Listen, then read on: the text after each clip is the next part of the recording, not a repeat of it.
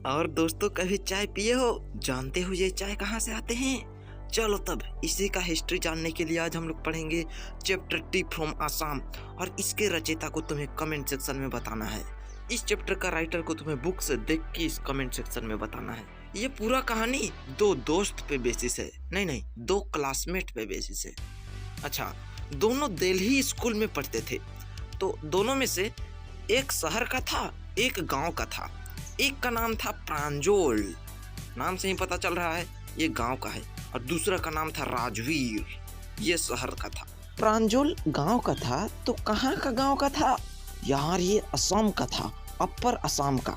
जैसे कि मैं तुम्हें फोटो बना के दिखाता हूँ, ये असम है ना, तो इसके ऊपरी भाग यहाँ पर रहता था वो।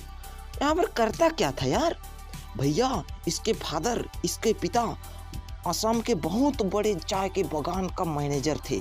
जानते ही हो असम में चाय का बागान बहुत मिलते हैं, तो वहीं का एक बहुत बड़ा चाय का बागान का ये मैनेजर थे। राजवीर शहर का था तो कौन सा शहर का था भैया? ये तो किताब में ठीक से दिया ही नहीं, लेकिन फिर भी तुम इसको समझना कि ये शहर का है। बाकी वैसा कहाँ पर का था ये नहीं बताया। अब दोनों को क्या मिला पता है? समर वेकेशन मिला। जैसे ही लोग को गर्मी छुट्टी मिला ये लोग बहुत खुश हो गए। लगता है उस समय लॉकडाउन नहीं था इसलिए खुश हो गए। हम लोग को तो छुट्टी मिलता है, कोई फर्क नहीं पड़ता है। अब पता नहीं लॉकडाउन लगेगा या फिर नहीं।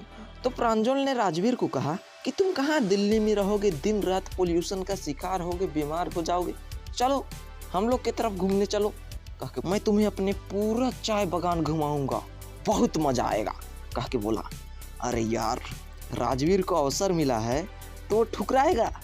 वो बोल दिया चलो, बात फाइनल हो गया तो जाने में कौन सा देरी। दोनों निकल पड़े जाने के लिए। जाके ट्रेन में बैठ गए अपने सामान वामान लेके। लेकिन यार अभी ट्रेन छूटी नहीं थी, बस ऐसा ही वे लोग बैठे हुए थे। तो ट्रेन में जब बैठे हुए थे तो वहाँ पर एक आदमी आता है। वो आदमी आके बोलता है कि चाय गरम, गरम चाय कहता है।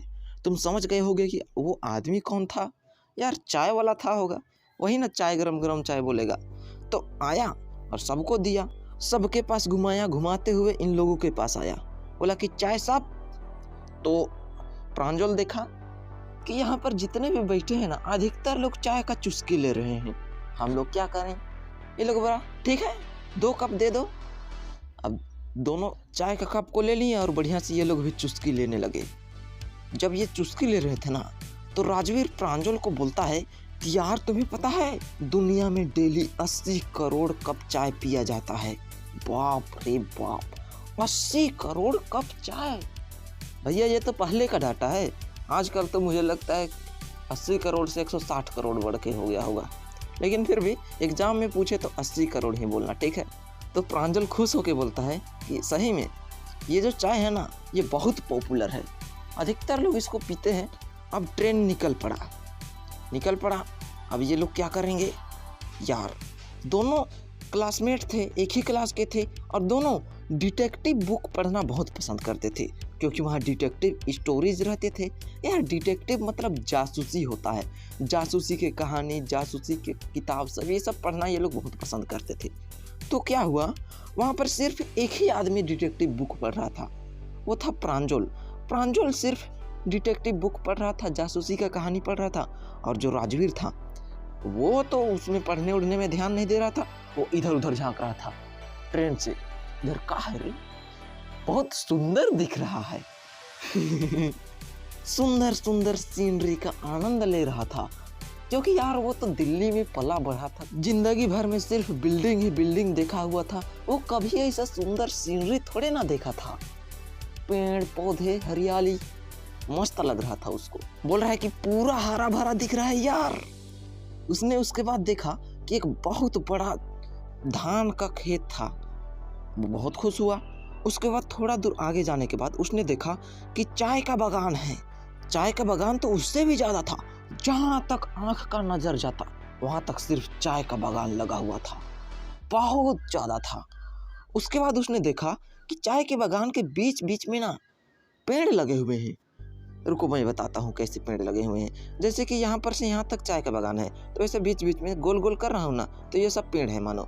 उसके बाद फिर ऐसा ही बीच में चाय का बागान और बीच बीच में पेड़। और ये चाय के झाड़ी से ऊंचे ऊंचे थे। यहाँ पर तुम फोटो में देख सकते हो कि कैसे थे। दरअसल ये सब पेड़ ना यार चाय के झाड़ी को छांव देने के लिए होता है, ताकि इसमें ज़्यादा धूप पड़ ना पाए। ज़्यादा धूप पड़ेगा तो फिर खराब उराब हो जाएगा कह के। उसने वहाँ पर और एक देखा, डोल लाइक स्ट्रक्चर।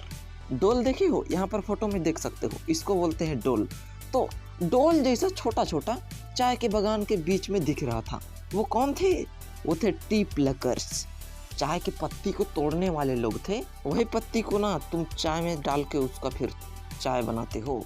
टी स्टेट के बाद एक भद्दा सा बिल्डिंग दिख रहा था और उससे एक लंबा चिमनी निकला हुआ था और उनमें से गंदा धुआं निकल रहा था।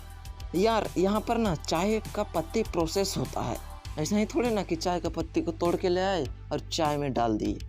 ऐसा में ठीक नहीं लगेगा, पहले उसको प्रोसेस करना पड़ता है, ठीक है। राजवीर तो शहर का था, वो पूरा देख रहा है, आनंद ले रहा है और फिर प्रांजल को भी बोला कि देख रहे हो वहाँ पर टी गार्डन है कह के। लेकिन यार प्रांजल तो यहीं पर पला बढ़ा है, वो जिंदगी भर यही को देखते आया है, तो वो देख के वैसा एक्साइटेड नहीं हुआ। हाँ है तो है, क्या है। लेकिन राजवीर का कभी ये सब देखने का नसीब नहीं हुआ। वो तो शहर में पला बढ़ा है यार, तो वो कहाँ से ये सब चीज देखेगा, वो तो सिर्फ बिल्डिंग विल्डिंग देखा होगा। इसलिए राजवीर तो बहुत एक्साइटेड हुआ, लेकिन प्रांजल टी गार्डन को देख के एक्साइटेड नहीं हुआ। बोला कि अब देखो यहाँ पर से टी कंट्री शुरू हो जाता है। टी कंट्री किसको बोला जा रहा है पता है? असम को बोला जा रहा है। बोल रहा है कि यहाँ पर से हमारा असम शुरू हो गया। कुछ लोग सोच रहे होंगे कि यहाँ पर कंट्री काहे बोला जा रहा है, स्टेट काहे नहीं बोला जा रहा है। यार तुम एसएसटी में भी पढ़े होगे, नेशन स्टेट, यहाँ पर स्टेट बोला जाता है, कंट्री काहे नहीं बोला जाता है। तो यार ये बोलने का तरीका होता है। कुछ ऐसे जगह होते हैं जहाँ पर तुम कंट्री को स्टेट बोल सकते हो और स्टेट को कंट्री होते हैं, कुछ ही जगह ऐसे होते हैं। उसके बाद प्रांजल बताता है कि दुनिया में सबसे ज्यादा चाय का खेती यहीं पर किया जाता है, असम में।